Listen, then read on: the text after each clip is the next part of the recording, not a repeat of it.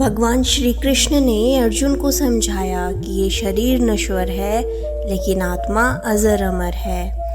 आत्मा न कभी जन्म लेती है न कभी मरती है।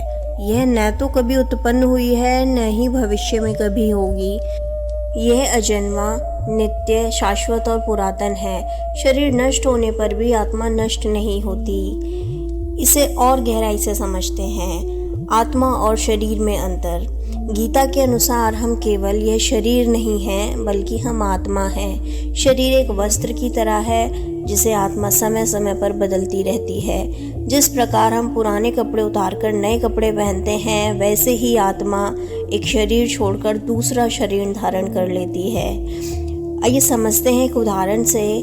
एक इंसान जब सो जाता है तब वह अलग अलग सपनों में अलग अलग रूप में होता है, लेकिन असल में वही रहता है। इसी तरह शरीर बदलते हैं लेकिन आत्मा वैसी ही बनी रहती है। मृत्यु एक परिवर्तन मात्र है।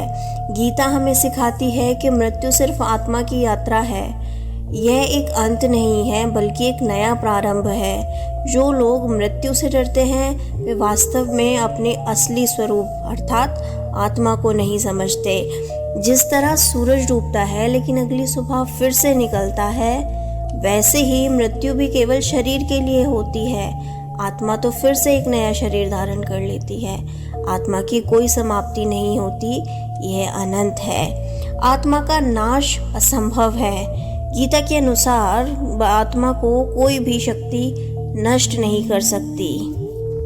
नैनम छिदन्ति शस्त्राणि नैनम दहति पावकः। आत्मा को न तो कोई हथियार काट सकता है, न आग जला सकती है, न पानी गीला कर सकता है और न ही हवा सुखा सकती है। यह इन सब तत्वों से परे है। जिस प्रकार बिजली का प्रवाह तार में रहता है लेकिन तार जलने के बाद भी बिजली तो समाप्त नहीं हो जाती, वैसे ही आत्मा शरीर के बिना भी बनी रहती है। आत्मा का स्वरूप और उसकी यात्रा। आत्मा जन्म और मृत्यु के चक्र से गुजरती है जिसे संसार या पुनर्जन्म कहते हैं। गीता के अनुसार आत्मा के कर्म और पिछले जन्मों के आधार पर उसका अगला जन्म तय किया जाता है। अगर कोई व्यक्ति इस जीवन में अच्छे कर्म करता है तो आत्मा को अगले जन्म में बेहतर परिस्थितियां मिलती हैं। जैसे एक छात्र मेहनत करता है तो उसे अगले क्लास में अच्छे अंक मिलते हैं। जीवन का असली उद्देश्य। यदि आत्मा अमर है और यह बार बार जन्म लेती है तो इसका उद्देश्य क्या है? गीता हमें बताती है कि आत्मा को इस संसार से मुक्त होकर मोक्ष की प्राप्त करनी होती है। जब आत्मा ईश्वर में लीन हो जाती है तब उसे पुनर्जन्म नहीं लेना पड़ता और वह सच्चे आनंद को प्राप्त करती है।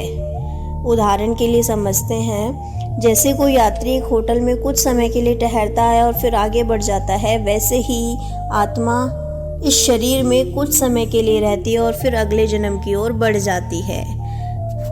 इस श्लोक से यह निष्कर्ष निकल के आता है, शरीर नश्वर है लेकिन आत्मा अमर है। इसलिए हमें शरीर की मृत्यु से नहीं डरना चाहिए बल्कि आत्मा के विकास और मोक्ष की ओर ध्यान देना चाहिए। हमें अच्छे कर्म करने चाहिए ताकि आत्मा अपनी यात्रा में उन्नति कर सके। जब हम इस सत्य को समझ लेते हैं तो हमारा जीवन और मृत्यु का भय समाप्त हो जाता है और हम सच्चे आनंद की ओर बढ़ते हैं।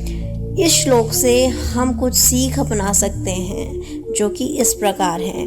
शरीर की चिंता से अधिक आत्मा की उन्नति पर ध्यान दें। मृत्यु को अंत नहीं बल्कि एक नई शुरुआत समझें। अच्छे कर्म करें क्योंकि आत्मा की यात्रा इन्हीं कर्मों पर निर्भर करती है। आत्मा को शुद्ध और शांत बनाने के लिए ध्यान और भक्ति करें। अगर हम इस सत्य को समझ लें तो हम जीवन और मृत्यु के डर से मुक्त होकर आत्मज्ञान की ओर बढ़ सकते हैं। यही है गीता के इस श्लोक का सारांश।